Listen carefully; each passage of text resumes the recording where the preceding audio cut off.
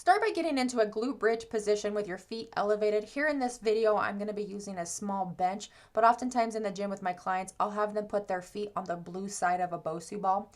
You really by elevating your feet, you should be able to feel a little bit more glute contraction at the top. A tip here is you want to drive your heels down instead of away from you. It's oftentimes I see my clients trying to push away from their heels, and if you're using a bench, it will tilt on you and then you're going to feel unstable, just like that. So you want to make sure you're driving your heels down while you're pushing your hips up and really squeezing your butt cheeks at the top. You really only need to bring your hips up so that it's level with your knees and your chest. If you are feeling it in your hamstrings, you're not close enough to your feet, so you might need to scoot a little bit closer. And again, really squeezing the glutes at the top.